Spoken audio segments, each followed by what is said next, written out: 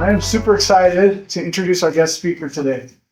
Romney Stewart is a friend, and he is also on the Snow College Foundation board. So he is a huge supporter of Snow College and Snow College students. And he himself is a Snow College Badger. Once a Badger, always a Badger, right, Romney? Romney is the Chief Executive Officer of Blue Stag Consulting Group, which works with franchisors, franchisees, and businesses to develop and implement development and operation strategies that successfully scale store growth. With more than 20 years experience working both internationally and domestically in franchising, Romney has helped lead global, national, regional, and startup brands in the restaurant and hospitality industry as an advocate of smart hustle, helping businesses achieve long-lasting success. Romney's professional background includes serving as the CEO of Swig, where he helped the brand develop its franchising model and accelerate new store growth nationwide. As the COO at Costa Vida Fresh Mexican Grill, he helped lead the brand to all-time high revenues, profits, and annual unit volumes for the store through the COVID-19 pandemic.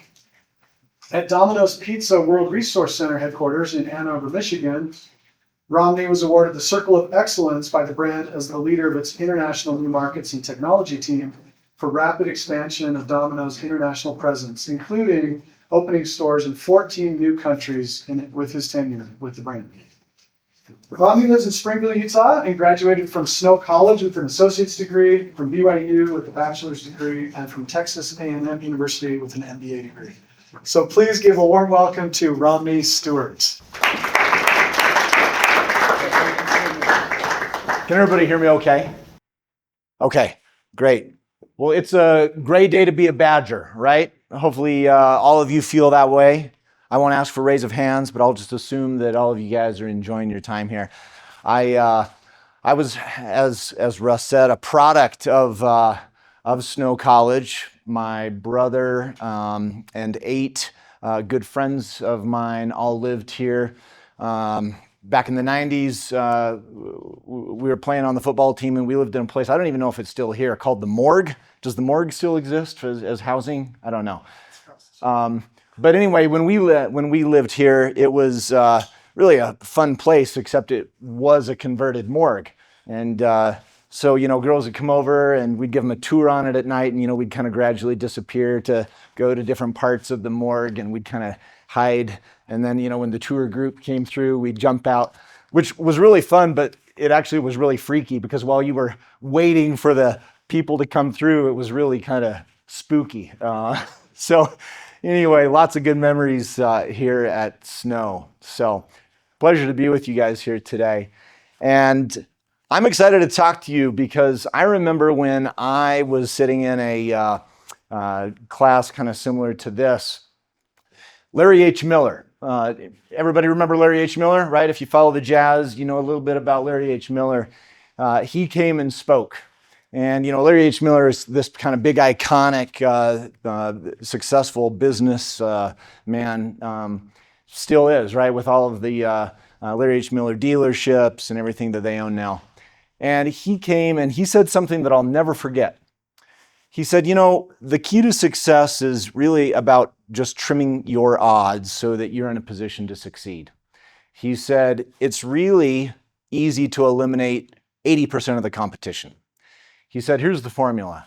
First, show up. Second, show up on time. And third, show up on time with a smile. And you'll automatically eliminate 80% of the competition.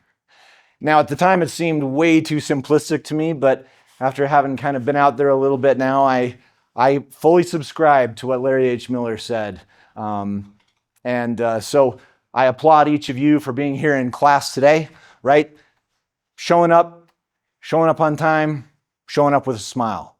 And I see some of those smiles out there, so thank you. Appreciate that. So in Scotland, in the year 1296, the King of Scotland passed away. He didn't have an heir. And there were 14 different Scottish nobles that were now kind of jockeying for the position to be the new King of Scotland. King Edward I of England saw an opportunity to be able to increase the influence that he had across the island. And if anybody here has seen the movie Braveheart, this is about that same period of time. Edward I, also known as Edward Longshanks, moved in, put kind of a puppet king in, created a lot of discord amongst the Scottish people. They began to fight for their independence. There was a gentleman by the name of Robert the Bruce who helped to lead that rebellion. In 1306, at the Battle of Methven, he and his soldiers lost. He effectively had to flee the country, and he spent the winter of 1306, 1307 in a cave off the coast of the UK. And while he was there, as one would probably expect, you don't have a whole lot to do. He was actually one day watching a spider. Anybody ever been kind of entertained by the most simplistic things possible, right? And as he was watching this spider, he realized that this spider had failed 6 consecutive times on trying to build its web from one side of the wall to another portion of the cave. And it clicked with him that he had also failed in 6 different battles against the English. And he said, you know, if this spider succeeds on this 7th attempt, then I'm going to go back and I'm going to try to succeed in my 7th attempt as well. And that's exactly what happened. The spider succeeded. Now, historians debate a little bit about the veracity of the entire story, but it is the source of where the adage comes from: if at first you don't succeed, try again. And in the world of entrepreneurship and in the world of business, there is no greater truth than that. If at first you don't succeed, try again. And so as each of you end up forging your own pathway and endeavor of whatever that's going to be in some sort of existing business or a business that you start up, I hope that each of you take to heart the story of King Robert the Bruce, and you take that to heart as something you want to pursue. When you end up doing that, there's a whole lot going on out there in the ecosystem of what you have to deal with, right? You end up starting this business, you've got a lot on your plate, and it all connects to you, right? You're the hub of the wheel. You've got human resource demands. You've got supply chain issues that you have to work through. You've got operational considerations. Legal. Anybody here thinking about going to law school? All right. Hiring. If you're not hiring, it's going to be a short runway for you, right? Turnover happens. Research and development. You just can't stay in any one place at any point in time. You got to always be innovating. Marketing. What's the messaging that you're going to be sending out? Training, ongoing training. You've got to be able to do that remotely, in person. Product. What's your product going to be? Is it going to be distinctly different? How is it going to stand out from the crowd? Technology. It's funny, Russ kind of shared a little bit about my background, which I'll talk a little bit in the restaurant space. You never would guess how much technology goes into a stinking restaurant. It's unbelievable. But sure enough, technology, you cannot run an efficient restaurant without having great technology. Finance concerns, and then development, right? How are you going to end up opening up a 2nd location, a 10th location, a 100th location? That's all going to be on your plate and on your shoulders. Lots of risks out there. You read about it in the news every day. You hear about it. You get notices on your phone. Your friends, your family are impacted by these. These are all going to be in play with your business, right? Economic, environmental, political, competitive, market. Many of these, you're not really going to be able to influence or impact. You're going to be on the receiving end of trying to be able to navigate these waters, right? Which in many cases are choppy. Earlier this week, the stock market's just losing its mind, right? So can you fix that? No, but you're going to have to be able to ride those waters successfully. Do we have anybody in here that's a big gamer? not video games, but maybe Vegas style games. Maybe don't raise your hands. Okay, we got one guy back there that's got the courage. All right. So, what's your favorite game? Blackjack smoke. Blackjack. Why is blackjack your favorite game? You double your money really fast. Okay. All right. So let's talk about this a little bit. And I'm glad that we've got a blackjack gamer here to talk about. You know, there's a lot out there about what it takes to be successful in business, but frankly, I think sometimes it just kind of boils down to the following. Don't do dumb things and put the odds in your favor where you can. So blackjack, let's talk a little bit about blackjack. Blackjack is actually one of the best games to play that reduces the house edge odds, okay? So video poker, blackjack, and baccarat all have very low house edge, right? So you're really going to be in a pretty good position to be able to potentially come out ahead. Now, as you move down that to craps, that ranges depending on the bet that you place, but it could be as high as close to 17% of the house having the edge over you, right? So you're not necessarily positioning yourself for success.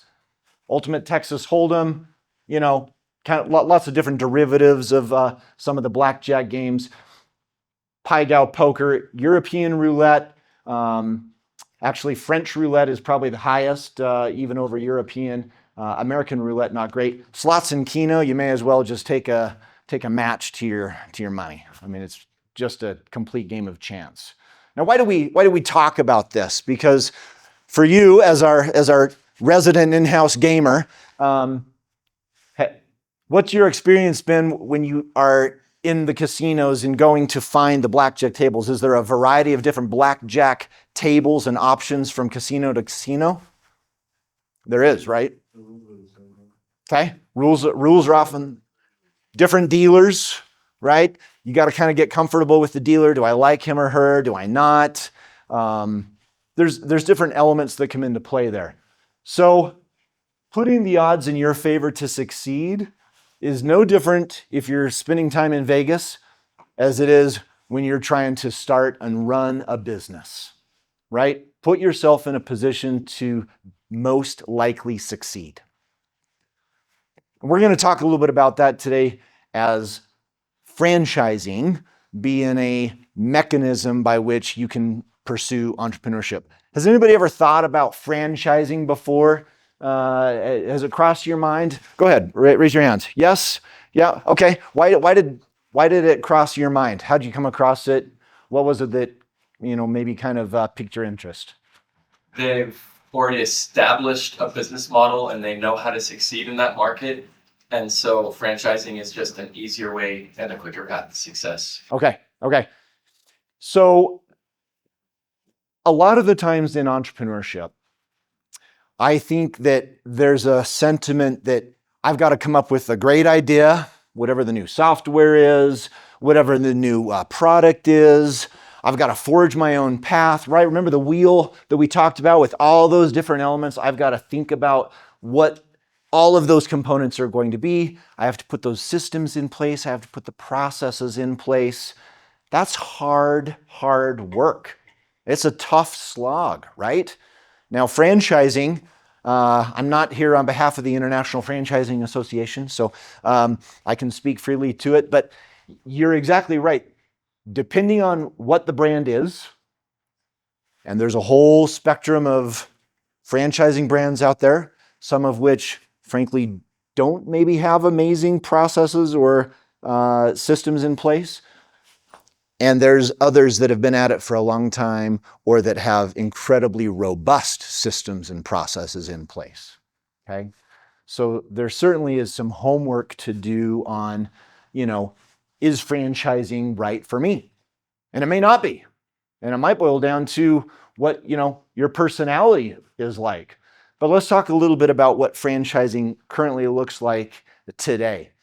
In 2025, forecasted to grow by 20,000 plus units or stores, since a lot of franchisees have stores. 210,000 jobs this year. exceeding 936.4 billion in 2025. That's a big pie. There's plenty of dollars to go around for us to be able to get a small sliver of that pie, right? 4.3 and 3.5% just with a couple of categories within franchising themselves, right? So it's a big, big business. Now, here's a question.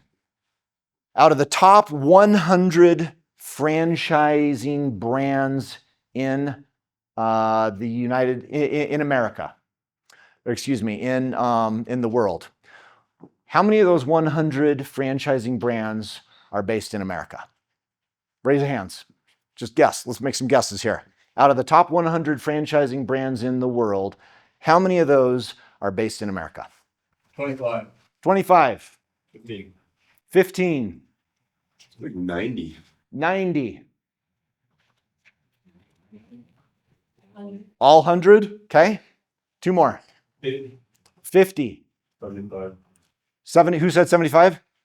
70. The answer is 70, actually. So, one of my clients, dinner's on you. Congratulations. 70 out of 100 are based in the United States. That's amazing, right? America is at the hub of some of the greatest franchising activity that's happening across the world today. So let's talk a little bit about what you had brought up, which is some of the systems and processes, right? And I don't know if the shading is coming across super well, but supply chain. Let's just pick a standard franchisor. So in this case, let's just choose Domino's, right? Domino's has a very robust existing supply chain in place today. Don't have to create that on your own. Operations, yes, it's in place.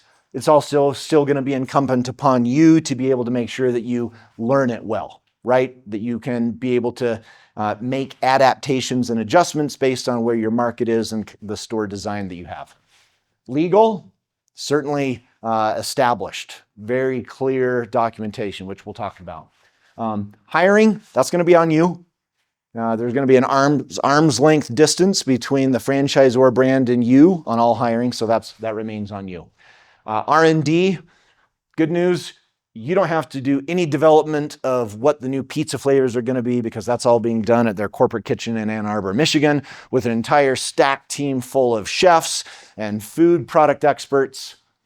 Marketing, very robust. You don't have to get involved in any of the ad agency discussions on what the commercials are going to be that run during the Super Bowl, etc. Training, certainly some guidelines on what you're going to want to be able to teach your employees, but it's ultimately still going to be up to you. Product, same thing, right? New product launch, actually, that just launched a week ago. A new Parmesan stuffed crust cheese that they have. Technology, established, right? Established.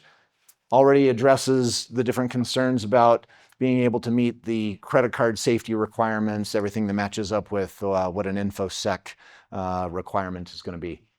Finance, very clear and outlined. You're going to still have to have your own, CPA or accountant that does your own numbers for your own profit and loss, but the guidelines are certainly there. Store development, going to be up to you. Are you going to grow by, 3 stores or 10 stores, and how are you going to get those stores built? And then HR is going to be up by you. So anyway, as you take a look at this, are we putting the odds in our favor? I would say yes, or at least trying to make the efforts that we can to try to be able to put ourselves in a position to succeed. So this is a big decision that you got to make though, right? Because here we have this whole ecosystem of all these brands that are out there. And you could be pizza, you could be window washing, you could be mufflers, you could be almost just about anything. Right? Huge spectrum out there. You could be selling beverages, cookies, you name it, right? Big, big difference out there. So you need to find what's right for you. If you can't stand the smell of cupcakes, then don't open up a cupcake store, right?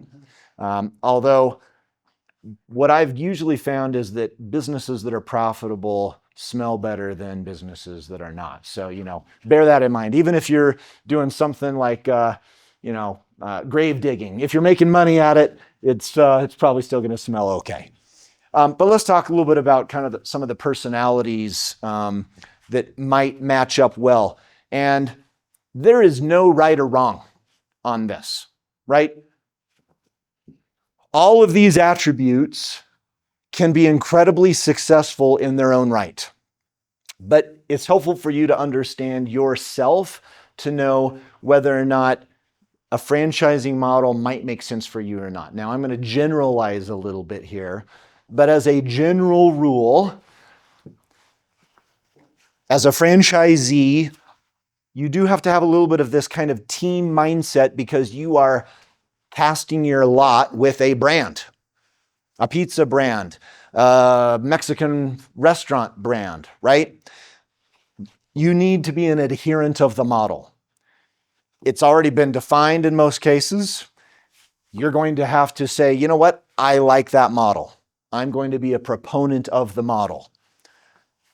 Are you the kind of individual that enjoys, maybe not enjoys so much, but can you live with Big Brother? Meaning someone at corporate is going to be in your business. There will be a franchise business consultant assigned to your territory of Ephraim, Utah, that is going to want to come in and visit your store 1, 2, 5, 6, 12 times a year, whatever that is, right? Some people, that drives them crazy. But if you are part of a franchise system, particularly a good one, there will be that level of engagement. Long-term strategy, right? The ability to be able to say, all right, well, I'm not the CEO of Domino's. Hopefully he or she is making good decisions. I'm kind of on the receiving end of that, but there probably is a long-term strategy. Am I open to coaching and critiquing? If this franchise business consultant comes and visits me next month and my pizzas don't look good, it's overcooked, my customer service that's being exhibited by my team members at the point of sale system is a little lackluster, I'm going to get coached on that. Can I deal with that? Well, sometimes, that's hard to deal with when you have someone coming into your business and saying, no, you actually need to do X instead of Y. So, these are all attributes from a personality standpoint that if you understand yourself, it'll help you be able to understand whether or not a certain brand or a certain franchising at all is something that could resonate with me. Because there's nothing worse than feeling like you're a fish out of water where these things can now start to feel like handcuffs, right? And if you want to break away, then that's not going to be an enjoyable experience for you. So you want to make sure that your heart and your personality and the brand are all aligned together. Lots and lots of different brands out there. This is just a quick snapshot just to give you a little bit of a insight into the variety that's out there. I mean, it's enormous, right? When I was in your shoes, if someone had told me you're going to end up spending a lot of years working in the restaurant business, I would have laughed my way home, right? Just was not something that was on my radar. But I've come to find that it's actually a great business to be in because people have to eat every day. So someone's spending money somewhere. So, Sorry, quick question about that yes. list. I noticed cars, like Disney cars on there. How is that franchised? Which one? It's on the second to bottom row, right above Mango. Disney Pixar cars. I'm having a hard time seeing it. Mango on the bottom row. Right above your hand. Right above. Oh, right there. Yeah, so I think it's referring to the retail shop, like the Disney shops, the Disney stores. So if you're at the boardwalk, there's a store that's selling Disney products. And so it's a franchise that has the right to be able to operate the retail establishment for the brand. Yeah. So what's really interesting is that as you end up joining a brand, whether it's, a startup, a national, regional, global brand, there's going to be a lot of different nuances for how that brand plays out. And in the case of Domino's, for example, the franchising model is different for international markets than it is for domestic franchisees. So, as an example, in the United States, on average, you're probably looking at about a 5.5% royalty percentage that a domestic franchisee is going to be paying to corporate. Well, internationally, it's probably closer to 3%. Why? Well, because an international franchisee is going to be set up where they have the rights to a country, and they're going to have to invest in commissaries to be able to make the dough. They're going to have to be able to have all these pieces in place to be able to support the business in Mexico or India. So that also means that, here in the US, it's easy to find cheese suppliers. Well, not so easy in Venezuela right now to be able to find cheese suppliers. There may be tariffs in place. There may be restrictions of what you can import. Lots of adjustments that have to be accommodated for when you're international. But Domino's, in this case, great example of a brand that it started in 1960, and here we are in 2025, and there's close to 20,000 stores across the world. That's a lot of pizza that's being sold. So the franchising model certainly can be adjusted in order to be able to meet the requirements of the different governmental requirements that are in place. So for example, in most of the European countries, super tight restrictions on what the data transfer requirements are as it comes to point of sale, changing transferring the information on guests in their loyalty program. Can't be exported outside of the European Union. You have to have the government come in. They'll certify and approve each new software release of the point of sale system that you have.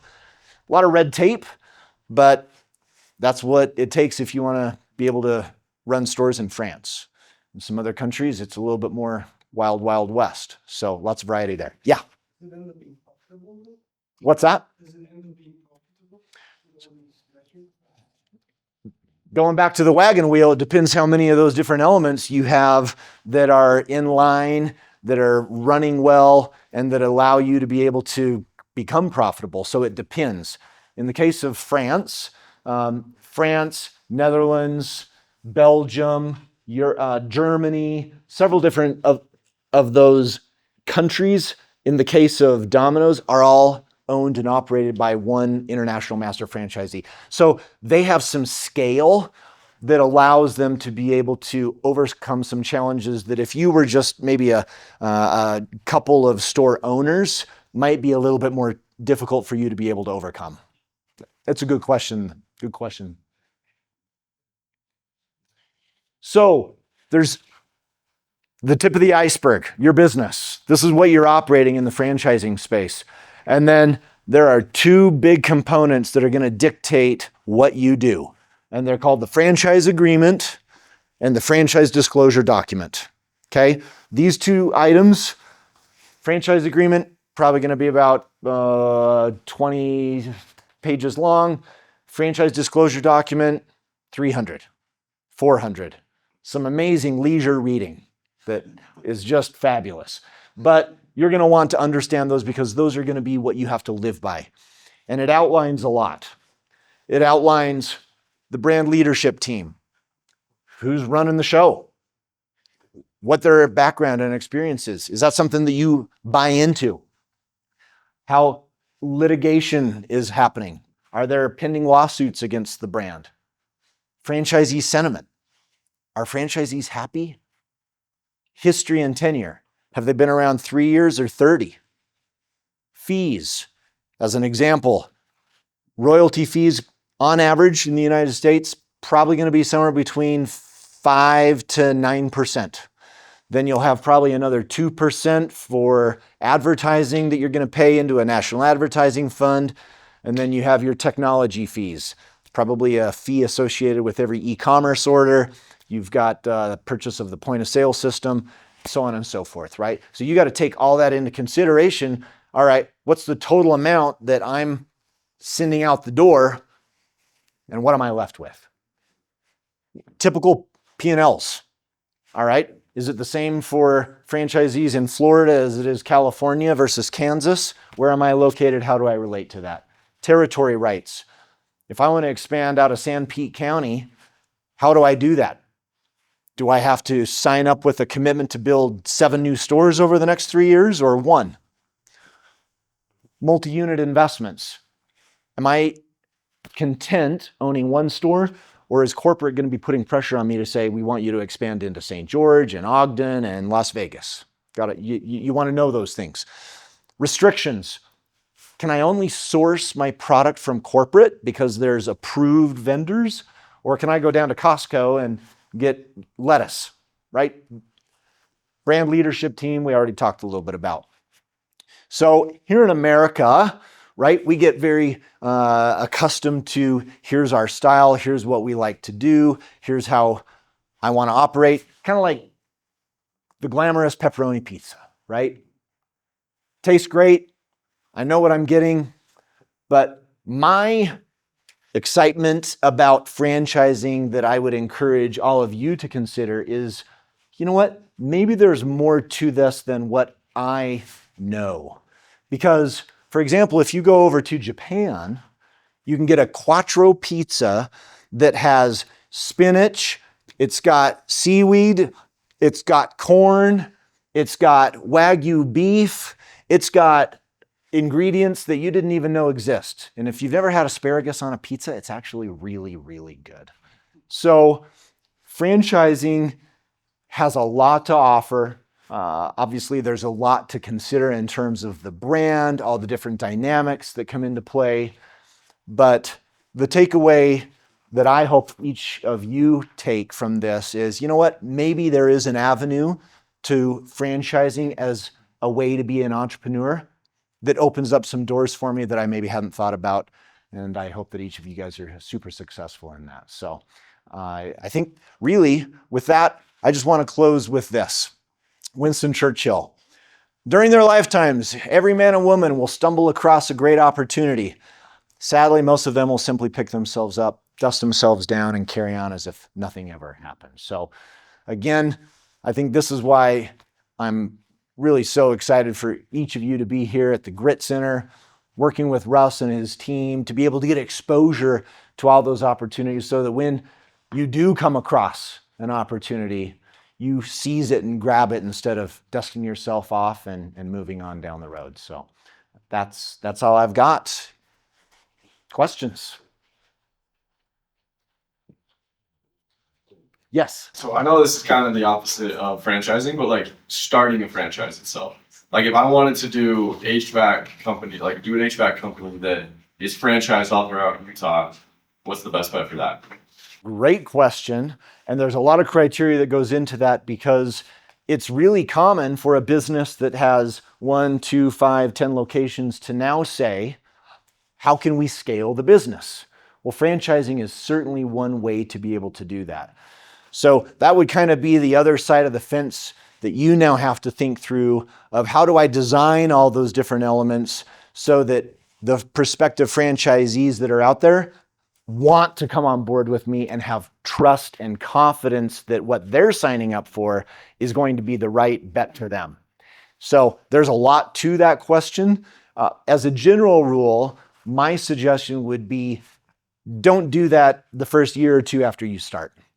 Have several years worth of experience, have several locations, maybe get outside of the same general geography so that you can now be able to say, hey, we know enough that we're not just kind of pigeonholed that if you take the business out of this particular environment, it'll fail, right? You want to be able to kind of have a little bit more of a broad exposure to say, when we end up crossing that bridge, it'll work. One of the big reasons that brands will do that is because they need the capital to be able to do so. And when you're franchising, you don't have to go secure all that capital for yourself because it's the franchisees that are putting forth most of that capital to expand the business and grow additional stores. Good, great question. Any other questions? How long have you been in the franchise business for? So I started in 2003, where I was with a company that sold software and hardware products to McDonald's and Burger King and Arby's and Wendy's, and that's how I got into it. Yeah. You're gonna make me bust out one more gift card for one last question here. I think I got 2 more minutes. Is that right? Yeah. Couple more minutes. Okay. So, how often does a new franchise open up? What's that? Every day. 1 a day? Okay. Yep. Every 5 hours. Every 5 hours. Ooh. 2 days. Every 2 days. Every 3 days. 3 days. Every 12 hours. Every 12 hours. Last takers? Yep. Every hour. Every hour. Every week. Every week. Every 30 minutes. Every 30 minutes. Every 20 minutes. $1, right? Just do the. All right. Every 8 minutes. Every 8 minutes. So who was the closest on that? You said 20, you had 30? Okay, you had 20. All right. Good. There you go. Congratulations. All right. So what are some of the opportunities that you see in franchising that if you were thinking about starting something, are there any specific brands or categories that you're interested in? You talked a lot about food. Any other specific categories that you think are up and coming? Well, the gentleman here that actually brought up HVAC systems, right? There's a real need out there for what might be considered kind of blue collar job services that are, having individuals that have been doing those with a lot of plumbers, a lot of that kind of blue collar work that are retiring over the next 5 to 10 years. So I think that is a space that shows a lot of promise because housing is still going to continue to grow. America is still increasing in size. And with a lot of those individuals that are retiring, a lot of them are also looking to sell their business, right? And many of them don't have a son or a daughter that wants to take over their business. They have no interest in HVAC systems. Well, what am I going to do with it? I think that there's opportunities to be able to purchase those businesses or join businesses that are in that space and have an opportunity to be able to now purchase Steve Jones' 4 HVAC unit business that he has in Phoenix and really be able to scale that in a big way. So that would be one area that I do think there's some promise. Any last questions? All right. All right, go Badgers.